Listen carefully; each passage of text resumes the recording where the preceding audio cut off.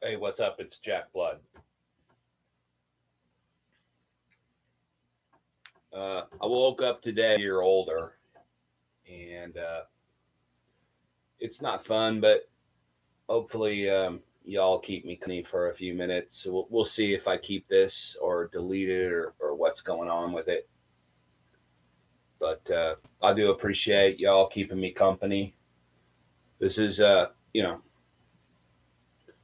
birthdays and death days, they kind of go in sync. We just did that big tribute to Michael Bednarik, and he'd had his birthday party and then just died the next week. So I don't know. We'll see if I make it through the week. But I don't know. Just looking for a little company, and I thought,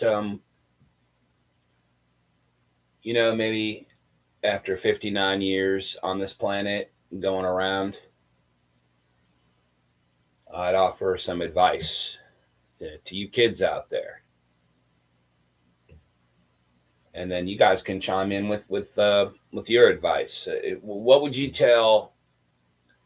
I have kids, not here with me anymore, but what would you tell the children of today if you can give them, a couple pieces of advice, one like piece of advice, what would you tell them?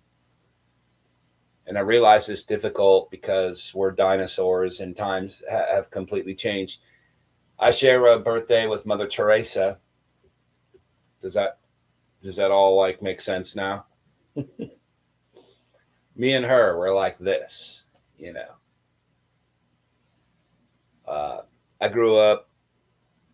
I'm going to tell this story. I think what I'm going to do is, and I won't do it on this video, I promise. Don't worry. But I'm working on a book, and I think what I might do is just tell it on video like this, although I'll probably pre-tape it so it doesn't look this bad. But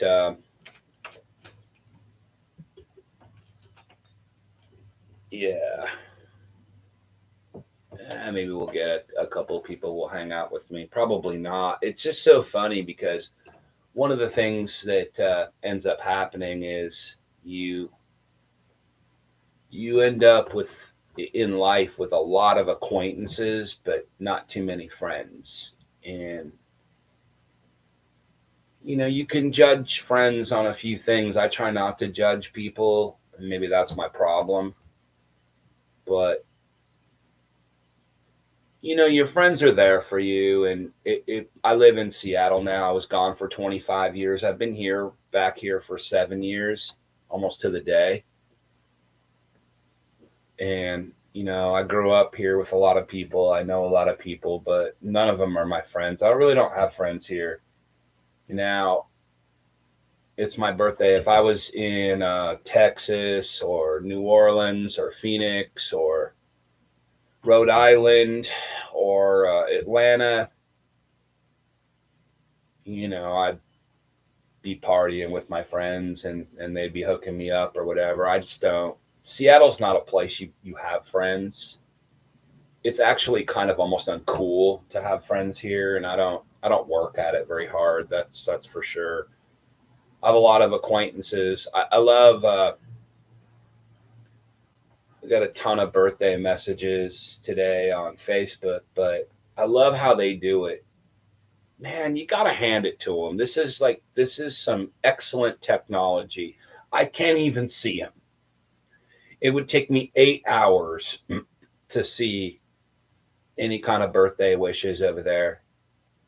I just wouldn't be able to do it because you can only get two at a time, and then you have to wait for a minute for the next two, and then wait for a minute for the next two, and then the thing will crash. And I mean, if I put up a topic and then you just get all the responses, and you can just like rifle right through all of those and see them and get done with it. I mean, not if there's 200 of them, but it would take you a few minutes, right? But it's your birthday, and I didn't. They kept pitching me on trying to get all my friends to contribute to a charity. And you guys know how that works on Facebook. I guess Joe Rogan didn't ask Mark Zuckerberg about this on this big interview yesterday, but they pitch you for the month before your birthday that why don't you assign a charity, and then everybody that wants to wish you a happy birthday can donate to this charity. And so, having a lot of experience in 501c3s and charity and whatnot, I looked into it, and they hold the money for up to 6 months.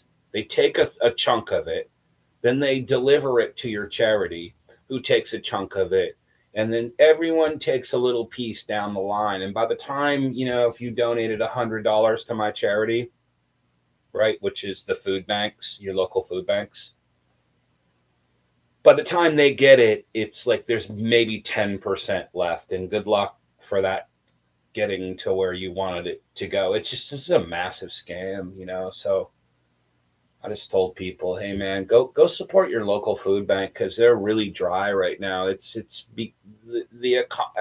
the economy goes, so goes your local food bank, right? So I volunteer at a local food bank, and like, there's no meat, there's no stuff for pets. I mean, it's pretty bad what you get there.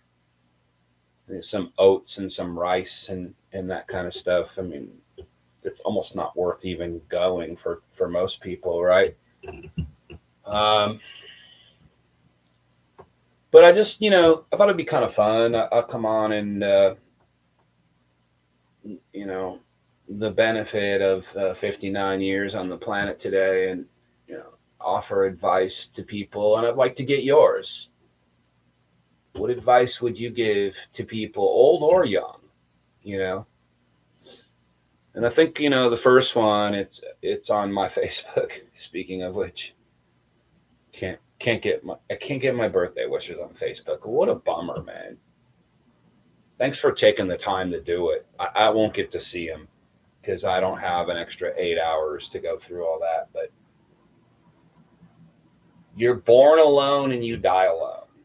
I mean, I think that's something that you got to come to terms with. You are born totally alone. You have no friends. You have nothing, no job, right? You're not contributing to society. Who are these people? It gets kind of deep. Do you believe that you've chosen this life and chosen your parents? And if you believe in reincarnation, that's kind of how the story goes. But for the most part, you're born alone. And you make the best of it. And on the other side of it, you die alone. When you die, if you're lucky, you'll have some family there. If you've just made something of your life, there'll be a big funeral or something like that. I've been to a few of them. I stopped going to those a lot. I lost a lot of friends. The older you get, the more friends you lose. And I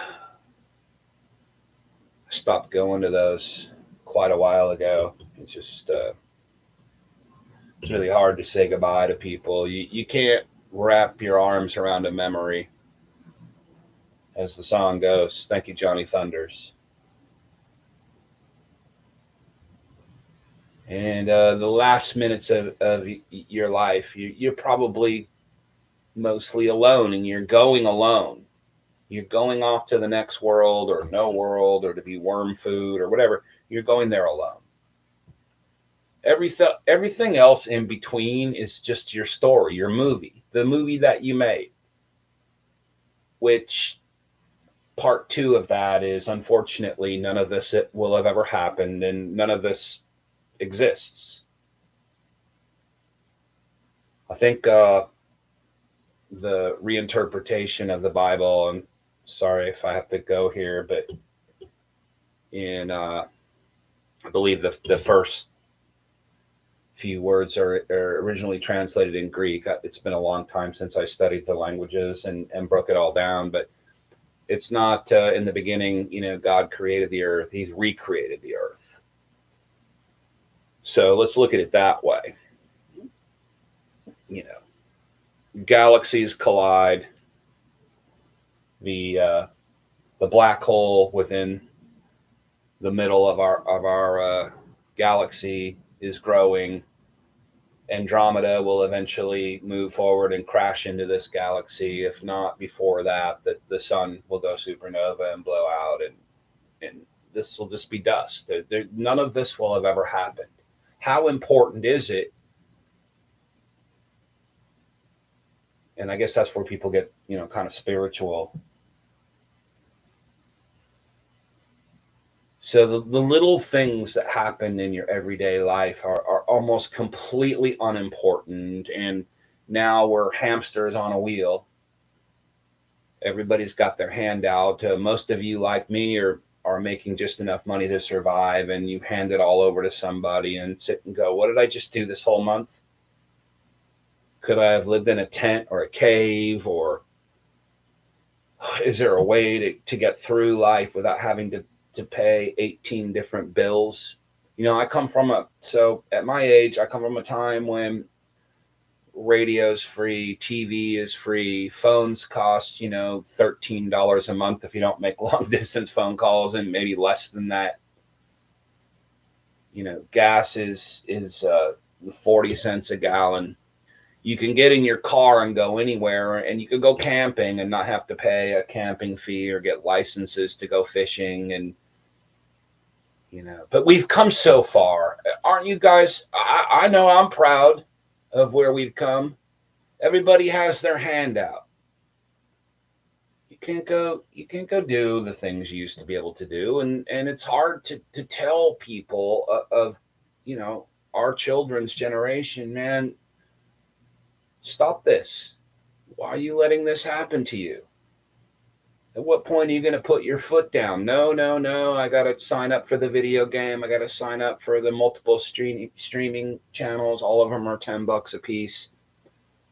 Meanwhile, I get my music for free. I don't pay artists ever. There was a time when there were patrons of the art. Rich people would support artists and help them. And I don't think you had to do too much. They just wanted to be part of it. Say they did something. It was a way, I guess, for them. It was some kind of a form of philanthropy for them. But now they realize this, cut out the middleman and get rid of the artists. And if you're rich, you could be like Hunter Biden, and you could be selling paintings for $500,000 a pop. Just spit on a canvas. I mean, you don't really need that anymore. We went through like kind of the corporate era where corporations took over the arts, and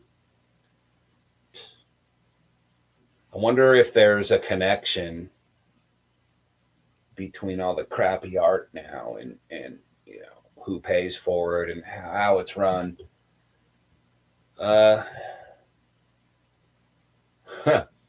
was tempted to read a poem from William S. Burroughs, Advice for Young People. It's actually pretty good. You guys can look it up. I don't know, maybe if I keep this video up today, I'll look it up. Good to have you guys here. Thanks for keeping me company. Yeah. I don't know, man. I really wanted to move back to Austin because I have my friends and my family and everybody's there, and Seattle's been real lonely, and my family is not here right now. So this is, other than you guys being here with me, it's probably the most alone I've been on a birthday in 30 years. It's kind of weird, a little depressing, that kind of thing. But at the same time, I know, I have your support, and I have support of a lot of people. I have, thousands of acquaintances. I've made my mark in this world already. I can die today and say I did something with my life, And maybe that's another point of advice, for people. If you are just a cog in the machine and you're just working in the machine and you never really made a mark, then did you even live? I know this is, one of the reasons we like new people coming to this country, because they'll work and it'll take several generations for them to mean anything to anyone in a way that is inspiring and changes things and becomes something that maybe you'll read about later or know about or study or talk about or quote, right? And I guess, out with the old and in with the new. And maybe that's the problem with people like us, is that we know these things. We've studied science and history and political science and literature. I mean, I could have intense discussions on any kind of literature you want to talk about. I've specialized in 19th century French literature is my thing, and also about the same time. I mean, it was the greatest time for literature ever. Russian literature. I guess those are the books that are on the ban list right now. I'm not allowed to have any Dostoevsky or Gogol or any of that. I mean, just amazing stuff. It's in a sentence, one sentence from some of these guys, whether they were inventing prose or decoding it or throwing it all away or just writing some real simple fiction, short stories.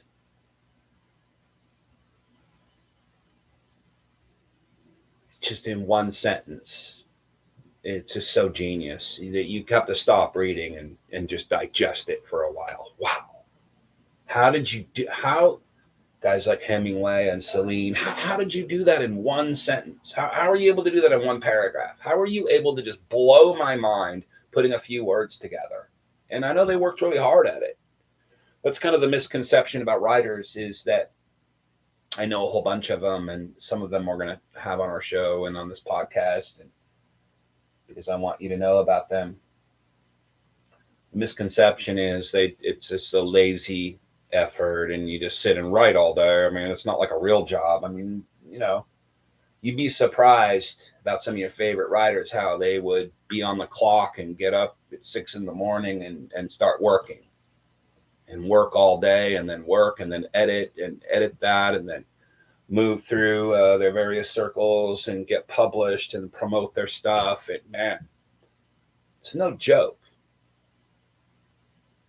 But if you, advice number 3, piece number 3, if you love what you do, you're not really working, is what they say. No, you're still working, but you're working at something you love. And that makes all the difference in the world. If you're working all the time on something you hate, just to hand over your paycheck, lock, stock, and bagel to the people that collect the money, and there's more of them every day.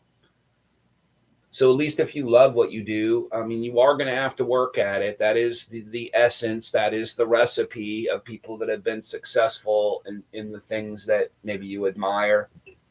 You're gonna have to go to work. You're gonna have to work. And sometimes it's not as fun as it looks like. I've been in bands and like gone to huge shows that I'm playing in Hollywood, or some giant place, and just wouldn't be in the mood that day. I go, man, I wish I didn't have to go to work, but I got to do that. And by the end of the night, I was pretty grateful that was my existence, and I've got those stories and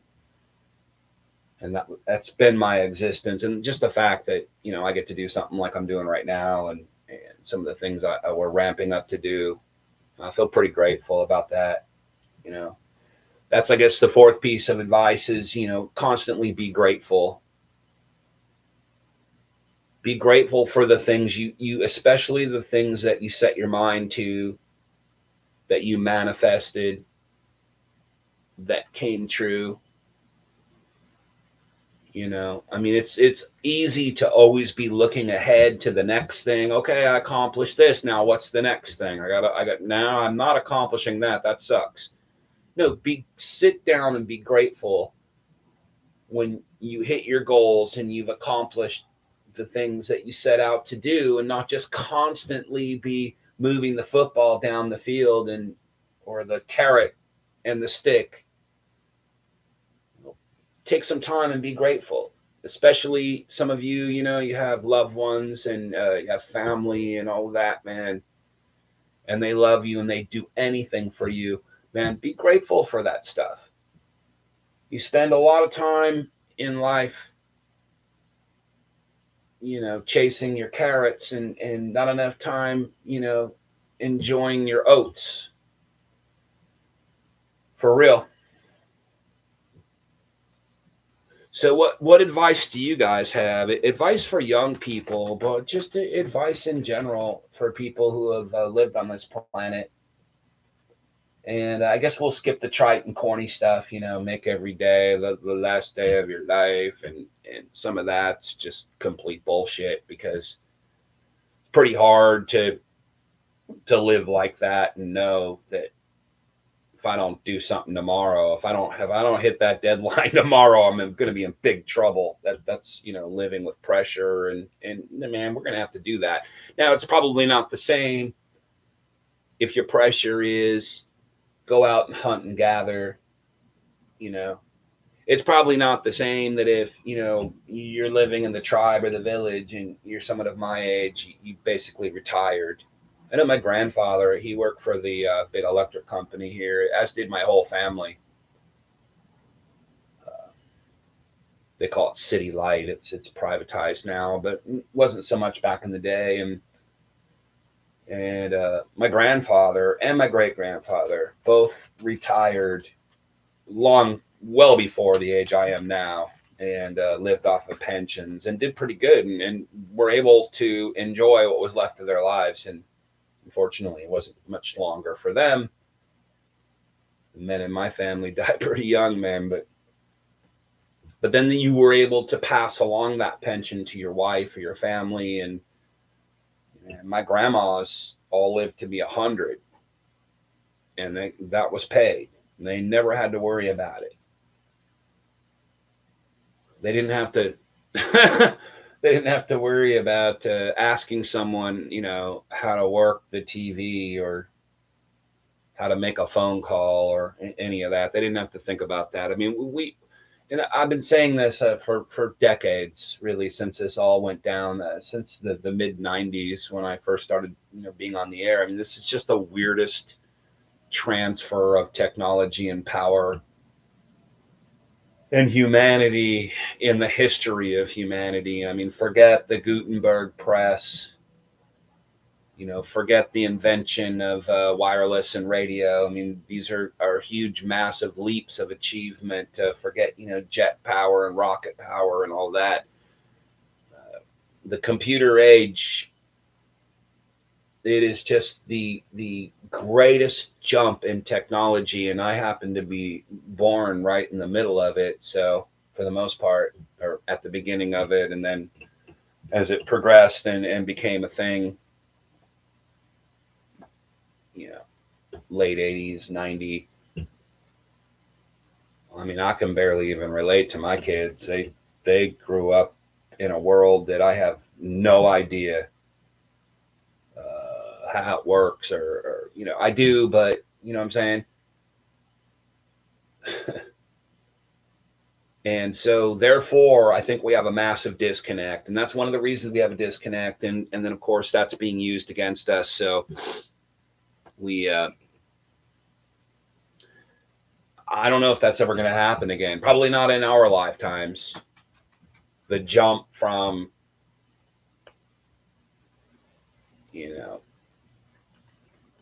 free TV and radio and telephones, and didn't have a computer in your pocket. You weren't tracked everywhere you went, and you weren't being poisoned at every juncture, to this,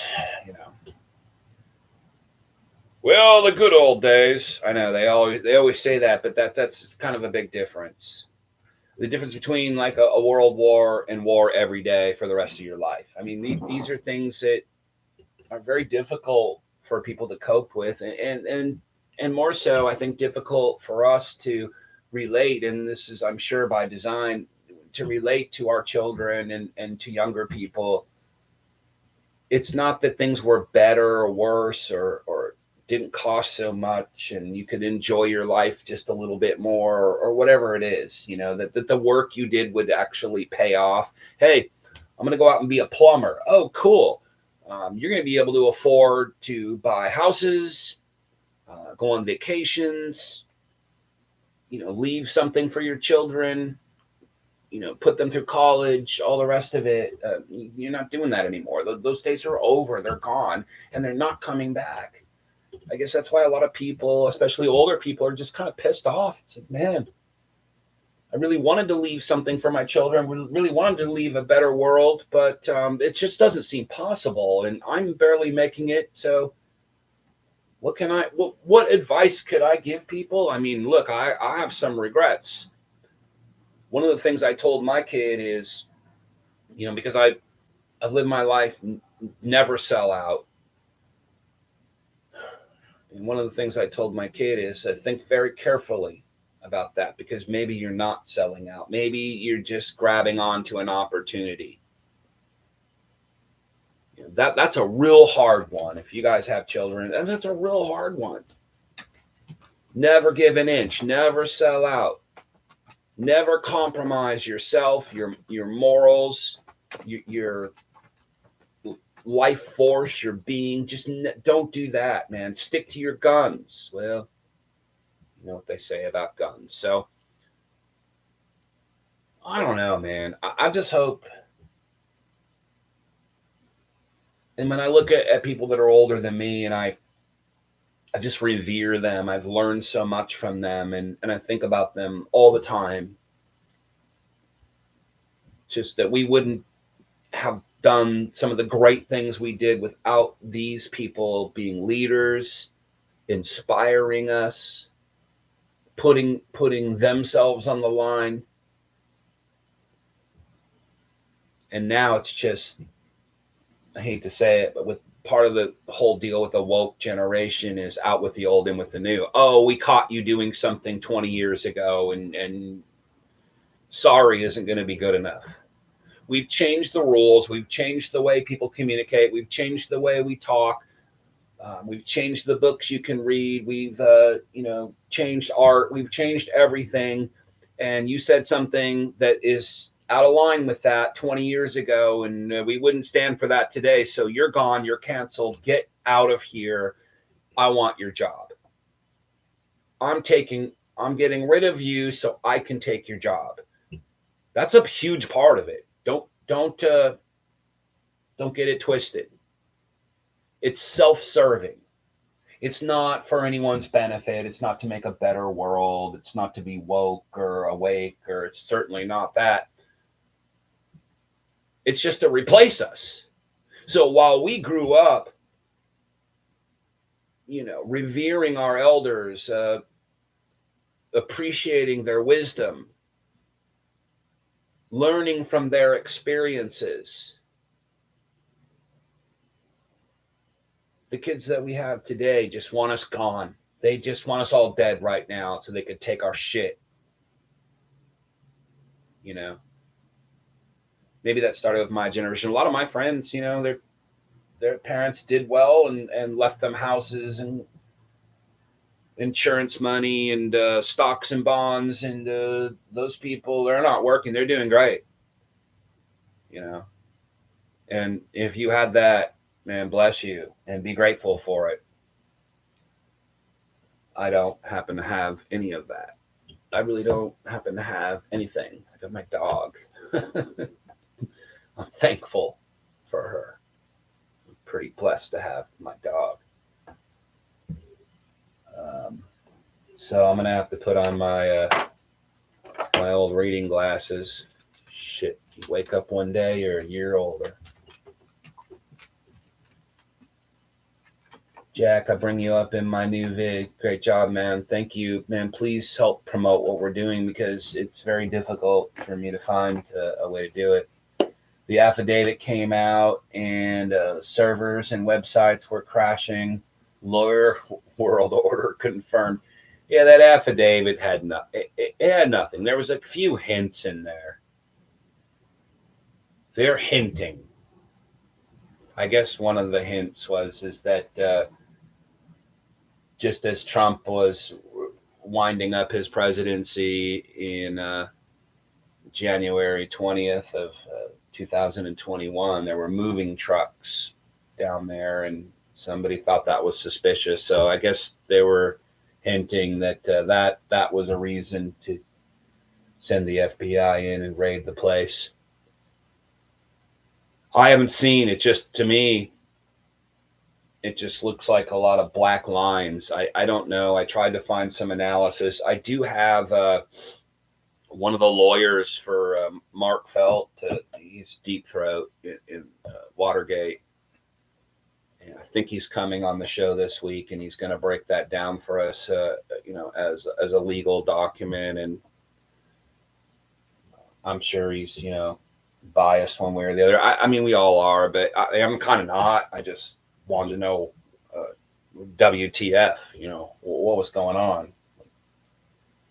Is this a violation of a constitutional rights? Because I'm going to stick up for anyone, whether it's, a homeless person or an ex-president on that level. That's why the few people I do like in Congress or whatever, it's they're the guys that do that. People I support. It's funny. I did a little video yesterday, a post-show video. I like doing those. That's fun because I usually the show ends and it's like out of time, and there's just more I wanted to say. So I like doing that. I think that's kind of code for maybe come here after my live show on Thursday and let me kind of wrap things up. But it was funny. I had, if you guys watched the video yesterday, I had Robert Bork Jr. His dad was Robert Bork. If you got borked, that means that you were nominated for the Supreme Court and you weren't approved. Go home, kind of thing. And it's funny because one of the questions I asked him was, should there be term limits for Supreme Court justices? And I kind of think there should be term limits for all of it. Sorry. There's got to be some end in sight. I'm just super tired of 80-year-old people running the world at this point, or 99. How old is Henry Kissinger now? Did he hit 100 yet? It's pretty close, right? And it's funny because then some propaganda came out. I got it in my mailbox today, and that's what the liberals, they want to have 18-year terms for Supreme Court justices. I'm like, oops. Guess I stepped afoul on that one. I outed myself. It's crazy. I mean, if Democrats say it, now you're in big trouble if you repeat that, even if it's true. Same thing with Republicans. Hey, JFAF, good to see you, man. Happy rebirthday. I know. Keeps happening every year. I don't know. I mean, I could be worse. I still have my mind for the most part. It's amazing because I've purposely tried to kill a lot of brain cells. I still think okay. I mean, I have pretty good memory, almost a photographic memory. I still have it. I mean, sometimes I get a little befuddled and muddled, and I'm a little old. I don't use it as an excuse. My face is old, but my body isn't. I'm still able to. I'll take any of you on right now on a basketball court and your kids and beat your asses. I could still do a lot of things, man. I could still rock. I could still write music and go on stage, and I could still rock with and blow out any 20-year-old, I think. I mean, most of them, but the talent pool isn't real great these days. Although there are some pretty good rock bands in this town. It's my birthday beer. I want to thank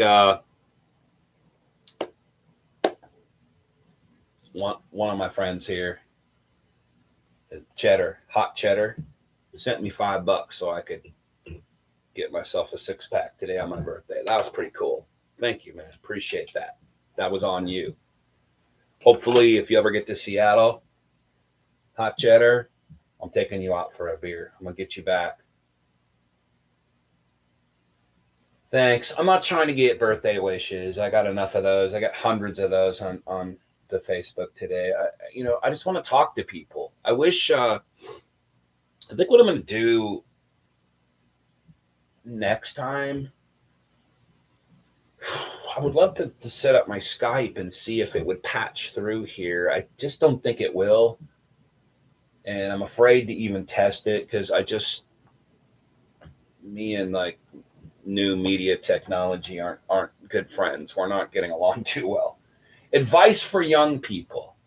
Basketball is one of the few sports I can still play, man. Under Kelly. Where are you, Under Kelly? Let's play. I got a basketball court literally 500 feet from me. I used to have one in my backyard before I moved here.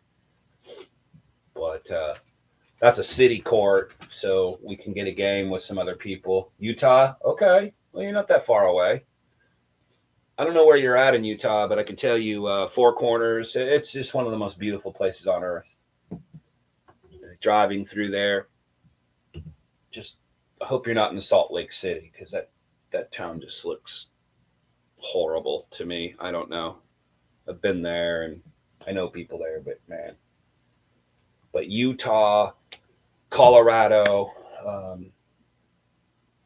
you go there through indigenous territory, that kind of thing. New Mexico, man, once you go through that corridor, whew, God, it's beautiful. If you don't believe in a God, you go through there and you might change your mind. It's just like, how is this earth so beautiful?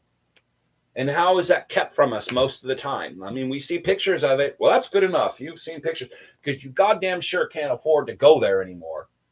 But I've driven back and forth and up and down and all around this country and just seen how beautiful it is. It's we live in a beautiful country and a beautiful world. We should be able to go experience that without having the licenses and the money and the this and the that, Well, this stretch of road is nothing but McDonald's. You're not going to see any restaurant but McDonald's for the next 500 miles. Hope you don't mind McDonald's. Closer to Idaho. What do you think? What do you guys think about the, what do you call that? Man, it's on the tip of my tongue.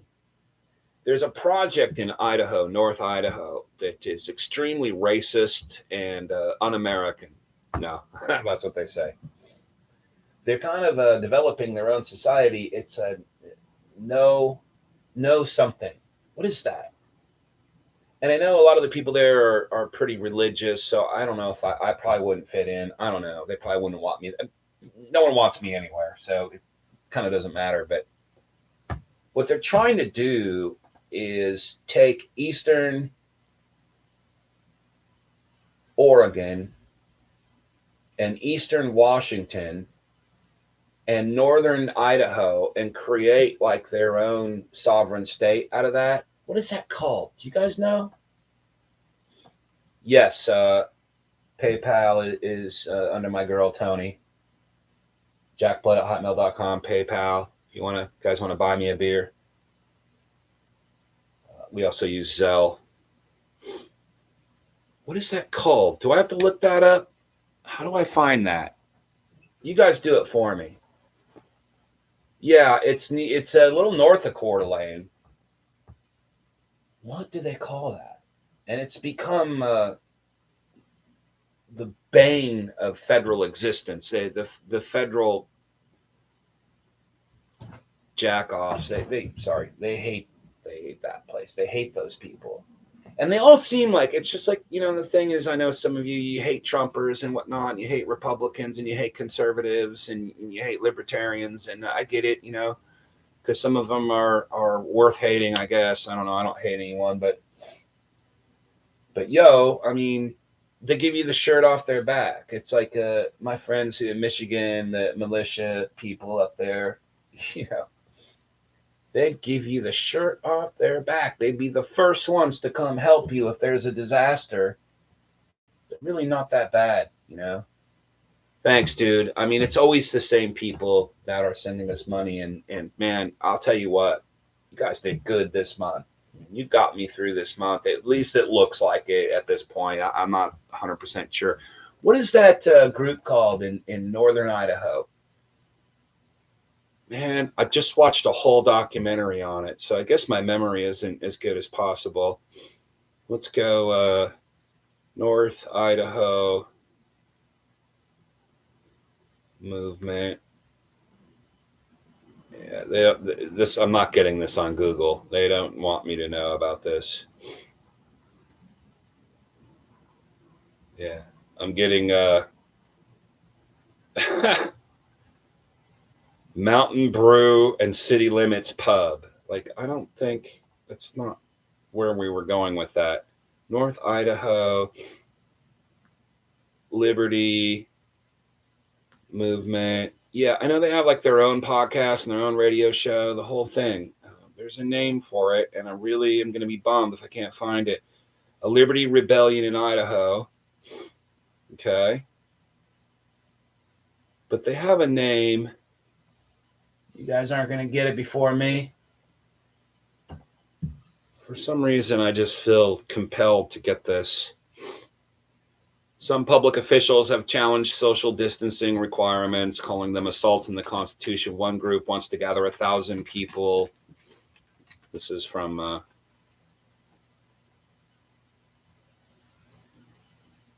yeah, I'm just not going to get it. I would love to get, I don't know if they'll talk to me. There it is, Redoubt. Fuck. Oh, it's going to drive me crazy. I'm so sorry. Let's just forget that last few minutes happened. I should be prepared, have notes, read scripts, take my team of writers, and make sure that this is very entertaining. You guys see the new Dave Chappelle special? Oh, man, that guy. He's such an artist. He is just so amazing. I love his jokes because they're funny, but they're not jokes. But his timing, it's just amazing. Redoubt, I guess it's what it's called. And they want to, because there's a lot of people that live in Eastern Oregon and Eastern Washington. They don't want to be under the rule of Seattle and Portland. And so I mean, you want to talk about civil war or something, you know. You want to get into secession and all that. I think most of it's just bunk. I knew all the secession people in Texas. Some of them are real cool and real well-meaning, and they've picked a president, and I mean they've really gone forward with it. But it's not a big movement, and a lot of them are grifters, you know. And maybe it's the same with Redoubt. Redoubt. I don't know where they came up with that. That's just weird. I don't fully understand it all. I've watched a documentary on it. I don't know. We were going to do a story on a lot of anarchists, anarcho-capitalists, as they call themselves, went to Anarchapulco, and then the whole thing just fell apart because it's follow the leader stuff. Is that what you guys want? I mean, okay, I'm going to join this movement, but I better do what Alex Jones says because he's the leader of the movement. So, I mean, you know, nobody wants. That's not freedom to me. I mean, another thing that freedom isn't,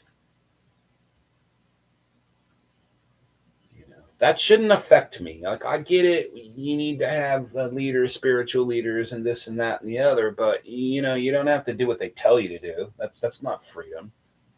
So I don't know what Redoubt is. I want to go visit. I want to get some of them on. I know they don't like talking to the media at all, and I guess I'm the media. I guess advice point number 5, go find somewhere where you can be free. Because you could spend, you know, 20, 30 years of your life in the city and, you know, another Lego in the pile, and it could be very unfulfilling. And the opportunities, you know, look at it, it's dog eat dog, man. Here's the competition. You want to be successful, you better be ready to Dick Cheney some MFs out there. You know, you better, and you know, it's a means to an end. I mean, you're going to have to kill some people. It's like the mafia. except the mafia would actually protect you when you pay extortion money, unlike some other people we know, the federal government.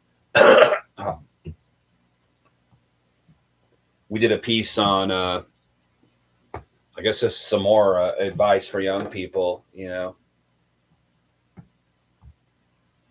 Man, don't take loans, and don't take those college loans. We did a piece yesterday. I'm the only one that said this, that it's a scam to get you to report yourself, because they're not forgiving your college loan. They're forgiving a very small piece of it if you qualify. First, you got to turn yourself in, and maybe you've been under the radar for 5, 10, 20 years. Who knows? Well, I just need to get. Oh, they're giving away. They're clearing college loans. If you listen to some of the media, and especially the Democrats, who have already they're already running. They've been running on this for forever, and it still hasn't happened, and it may not never happen. But that's the gist of it, is that if you make under $125,000 a year, they're going to forgive $10,000 of your $80,000 or $120,000 loan for the degree you got, which was basically useless by the time you got it. The fact that you need a piece of paper to do so many things in this country, to even get a job interview, it's like, do you have a college degree? No. Just why are you bothering us? More advice for young people: skip getting the college degree, skip wasting all the time doing that, and just lie about it. They probably won't check your resume like that. Just saying. I know, everything's on our permanent record now, and if they wanted to, and especially if you want to go work for a big Fortune 500 company or global corp, I mean, they might check that, but mainly they usually don't. Just how many of those videos have you seen of the guy that was pretending to be a Rockefeller, and everyone just wanted to believe it so much that he just, if he didn't turn out to be such a colossal murdering piece of crap, he could have set up a pretty good life for himself. Married a rich girl because she thought he was a Rockefeller. Turned out he wasn't, but because he was murdering people and just a complete piece of shit, he got caught doing that. But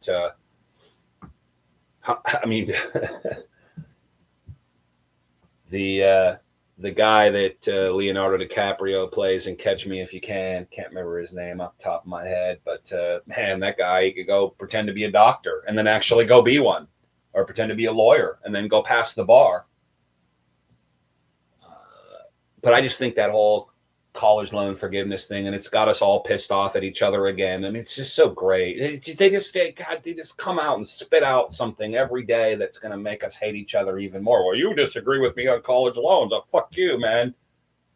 I'm never talking to you again. That's why I'm alone on my birthday.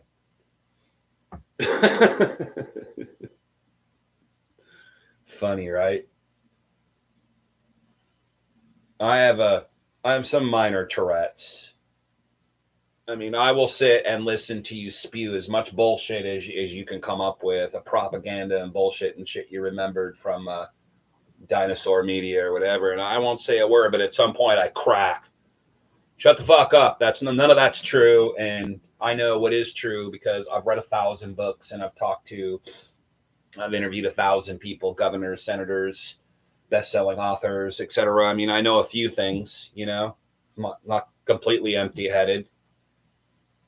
Considering my large Irish head, there's something in there.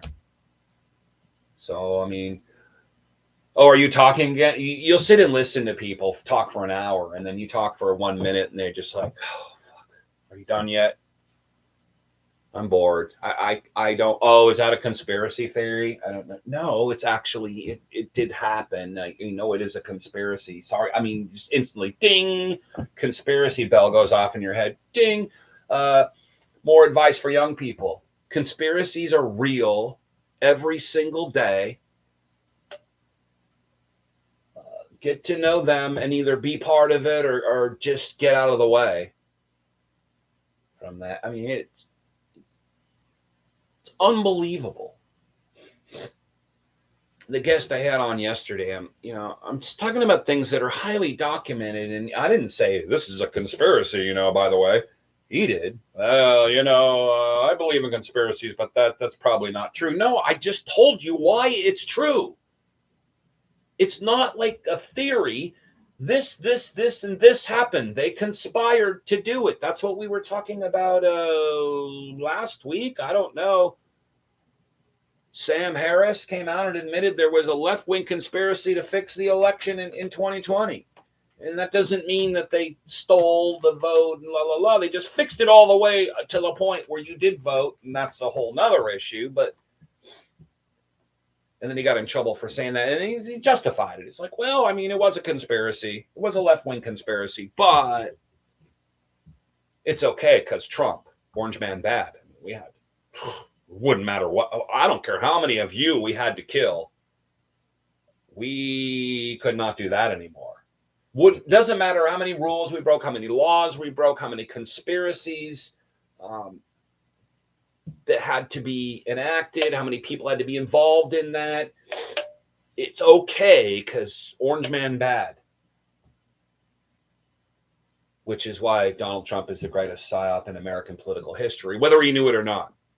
I wonder sometimes if George Bush, and we're on the anniversary of 9/11 now, we'll be doing some stuff like that, but I often wondered if George Bush knew anything about it. Just a look on his face when he had to go announce it and he was reading the goat story to the school children upside down. And I mean, I think he knew something was going on. They probably warned him something could happen. But I don't think, this is what they always say. Oh, 9/11 was an inside job. You mean George Bush had a plunger?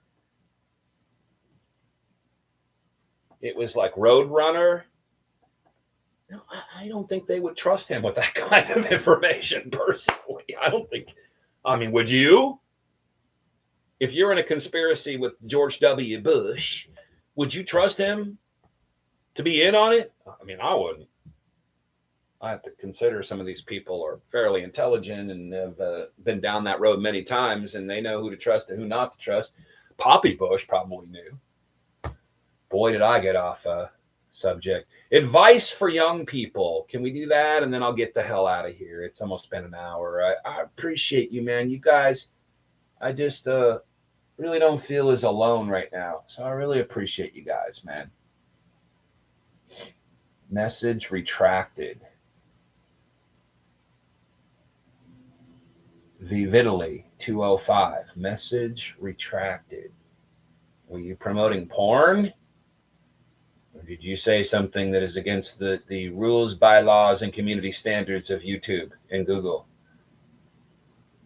That was certainly something I was saying on my Chelly.com exclusive Thursday show. Wouldn't fly on this. You're going to have to go listen to that, talking about antitrust issues and monopolies. State of Jefferson. Yeah. State of Madison. I posted this. This is one of my favorite quotes by Madison. See if I can find it real quick. Redoubt.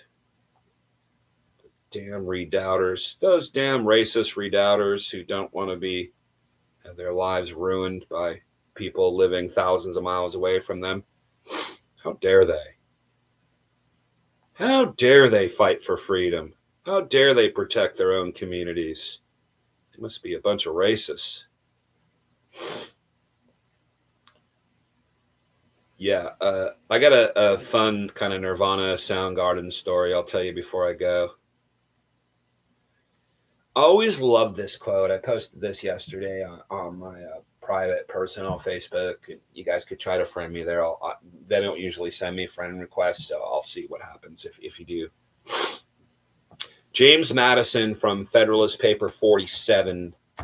The accumulation of all powers, legislative, executive, and judiciary, in the same hands, whether of one, a few, or many, and whether hereditary, bloodline, self-appointed, or elective, may justly be pronounced the very definition of tyranny.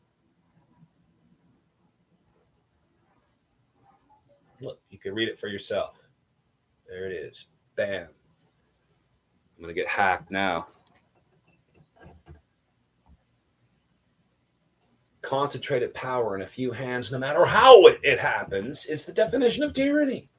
Where are we now? So if some people in the Pacific Northwest, wherever, want to set up their own society, I mean, why shouldn't they? They're not. If you're not hurting anyone, why shouldn't you? People want to do that, and then they want to make their own rules. And if you don't like it, don't move there. If you found yourself there and you're highly against it, I mean, you're going to have to work it within that system, and I'm sorry for you, you know. I just don't think a lot of people that live in that part of the country would disagree with what Readout guys are doing, other than the fact that it is a little overly Christian. But I don't know, man. I've known a lot of Christian people, and they're pretty open. I mean, it's like, Jack, you're going to hell. They don't even know. It's good. I don't prescribe to the King James Bible. I studied it in 3 languages from its original text, so I have a kind of a different take on some of that stuff, and I don't feel like it's my place to sit and argue that point with people. I put my time in, years of time, okay? Put myself on the line for all that, and you don't know where and it's not important. My spirituality is not important to anyone but me, and that's how I feel about everything. Do what you will, just don't get anything on me. What you're doing is none of my business. Even if it might be morally repugnant to me, if it's not hurting other people, it's kind of still not my business. Oh no, man. Unless it's someone I know. I hate to have to just extract myself from everybody's business like that, but it's just how it is. Yeah. I could take calls.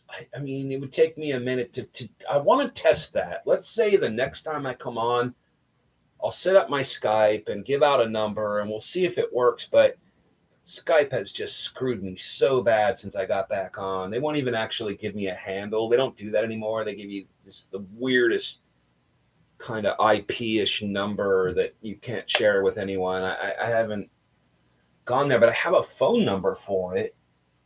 And you should be able to call it and get on with video, and I should just be able to snap it right in. But I think that's why one of the reasons I'm trying to raise money right now is I think I need a podcaster program for that. Those are generally by subscription, a couple $100 a year, I guess is how they do that. I mean, again, everything changes so fast. What I knew about all of this a few years ago, it's all different now, so I can't keep up with the Tims of the world and the Joes of the world. It's because they have teams of people that work on all this. But yeah, I wish I could too. I really do. It not only would make this show a little bit more entertaining and more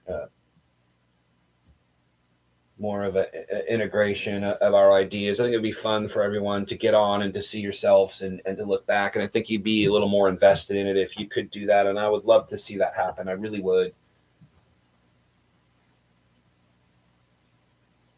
Guess he wouldn't have gotten caught if he was, though. Guess he wouldn't have gotten caught if he was, though. What were we talking about? What did I miss? You know how fast I go. Guess he wouldn't have gotten caught. Who?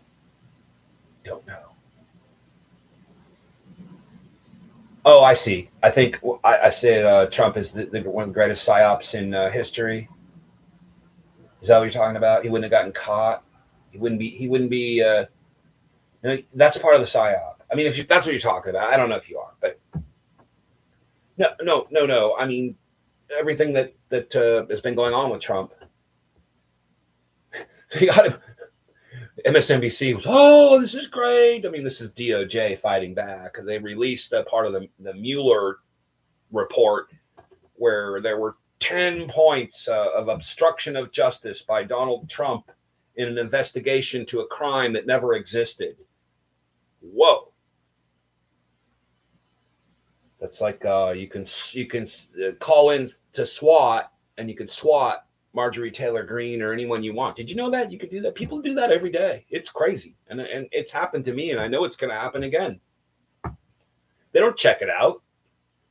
Then if I do something wrong, why they fake SWAT me because someone's pulling a prank or whatever, it's my fault I'm dead and maybe I'll go to jail for that. I mean, that's where we're at, right? I think all the people that got wrapped up in that whole Russia investigation were perjury for crimes they didn't commit, a minor making of money from other countries that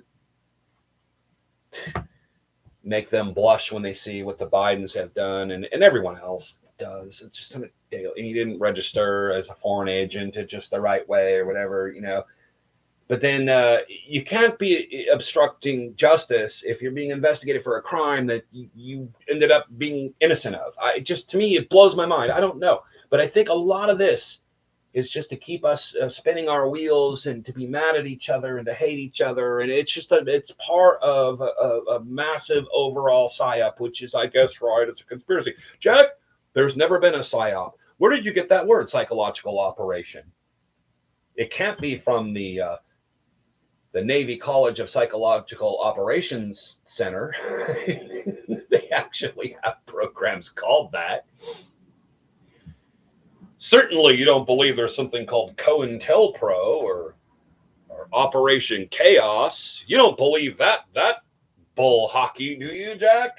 It's like, yeah, because it's been highly documented and outed in whistleblowers and unredacted documents, and now we know all that happened. But it doesn't happen anymore. This is what they tell us. They used to sacrifice children, but then one day they stopped, and that never happens. I mean, it did that all throughout human history. Sacrificed human beings. They did it, and tortured and sacrificed, and then just one day they just don't do that anymore. I think it was right around the day that newspapers were invented or something. They're just philanthropists. All of them. They're just good people that do bad things sometimes. So I don't know if that's what you meant, Joe. I started listening to you when I was 21. Now I'm 32. I want to be a cartoonist. Oh, awesome. And I have come to find out a lot of publications are woke. Should I hide my political views until I'm more established? Oh, that's such a great question. So you should talk to, it's too bad he's not on here because he does usually comes on when I'm live. The guy that's doing our t-shirts right now and has done a bunch of logos for me. His name's Pat Moriarty. Look him up. Pat Moriarty. Moriarty, just like it sounds. He's a world-renowned cartoonist. And I think he pretty much did it his way the entire time. So it just depends on what you want to accomplish. If you want to do logos and do graphic arts and be, you should also talk to my friend Ted Rawl, who's one of the most famous cartoonists that I know, who's no longer he's just like me. He used to be a syndicated cartoonist. I used to be a syndicated talk show host, and neither of us are syndicated anymore because he ran afoul by doing a cartoon about the LAPD, got kicked out by the LA Times. There were all kinds of lawsuits. Ted Rawl, R-A-L-L, an amazing cartoonist. So that's up to you, man. If you believe in Ruthless, if you believe in some of the things that I talk about and you plan on putting those into your cartoons and you're going to put all your eggs in that basket, you're probably going to have issues. It's going to be tough for you to make money, and it's not back in the days where you can print that stuff and just hand it out on the street, or see, it's got to be online and someone's got to approve it and it's got to be on a server, and so it's very complicated. What I would do if I were you is I would play the game with one name, and then I would invent another name and do your underground comics on that. Or it's hard for me to say because I've always just gone underground the whole way. I've been all in doing underground stuff and let the chips fall where they may. I used to run multi-million-dollar radio stations, and now I'm here in my house doing this horrible-looking podcast. So I guess it depends on what you want to accomplish, man. It really does. But Ted Rawl, Pat Moriarty, I mean, those are guys I would talk to about that. They've been down the line and done it and done it their way, and they're still making a living. So it just depends on what you want. I mean, we're not living in the days of R. Crumb, where you could be anti-establishment, or Hunter S. Thompson. It's cool to be anti-establishment and just, write the fuck whatever you want and draw whatever you want and make any point you want and just make it rad. No, you might get canceled. But you're at the right age. But my advice is have a nom de guerre. Like do something with your one name, and then sneak off and do something completely crazy and underground in the other name. I don't know if Ted and Pat will tell you that, but Pat did all the mine shaft stuff. I mean, Pat is the R. Crumb of our generation, and he's done pretty good. He does a lot of band logos, and he makes an okay living. He survives, but he's not by any means, making millions of dollars, and he should. Or Operation Paperclip. I know. You have to bring that up on Mother Teresa's birthday. The rat lines. I'm wearing my Catholic high school shirt. Oh well, some mean nuns when I was growing up. Well, I really appreciate you guys spending a little time with me, and I think this is the part where everybody's kind of bored.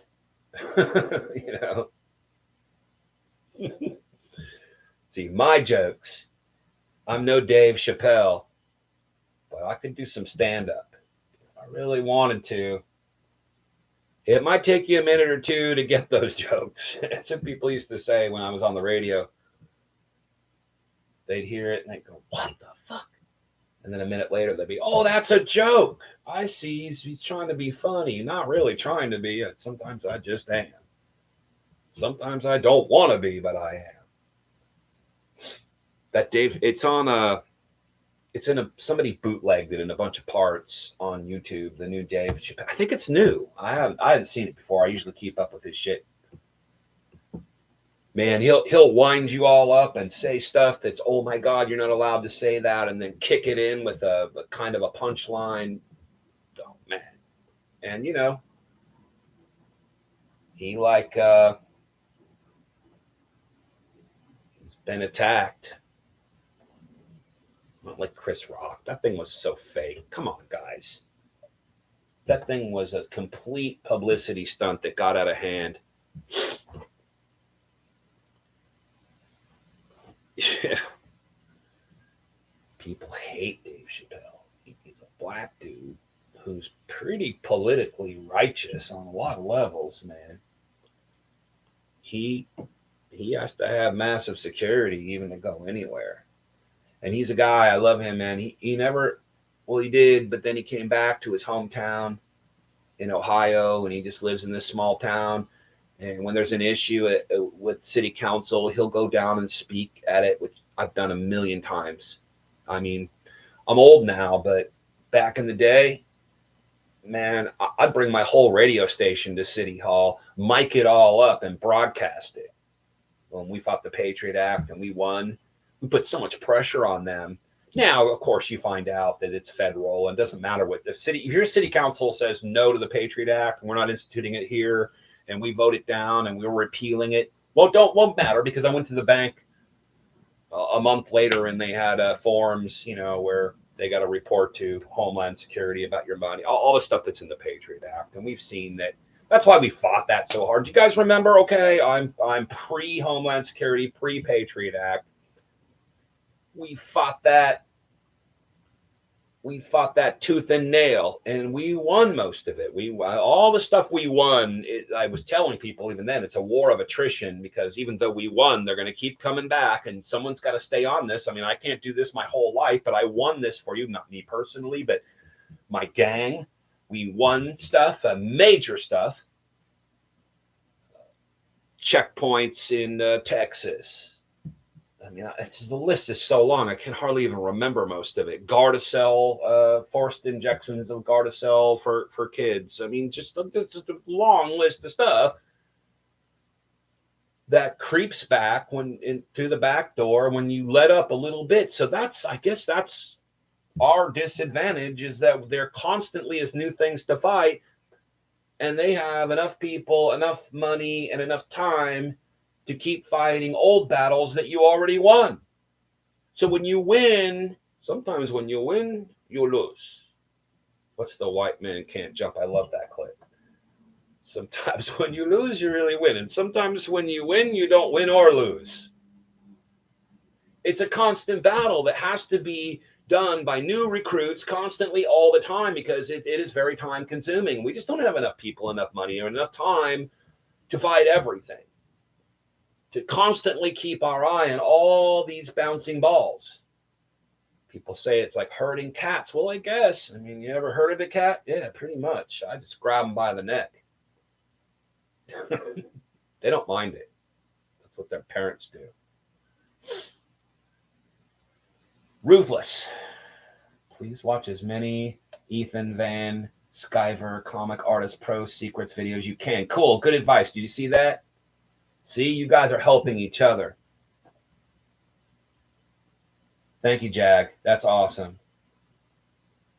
Where you want to be is where Ethan is now. Man, so that's cool. Right there. Just me coming on today and doing this hour and 10-minute long podcast on my 59th birthday. Somebody got helped right there. Somebody got some good advice. Hopefully my advice was okay. All right, I love you guys, man. Thanks so much. Hopefully I got one of my like-minded friends coming by later, and he'll share my six-pack with me. jackblood@hotmail.com. If you guys want to buy me a beer, please PayPal and Zelle. Every month is a struggle, but we're getting closer as this show's expanding and the more people that are coming in, and we're going to get to the point where we can be monetized, hopefully, and bother you with a few sponsors, all of which I approve. No snake oil here. I've already been offered some snake oil deals. I just won't take those. Sorry. Again, you kids out there, advice for kids: sell out. Don't be like Dad. You'll end up like me. Horrible advice. Forget that last part. All right, you crazy diamonds, shine on, stay bold. I'll catch you next time.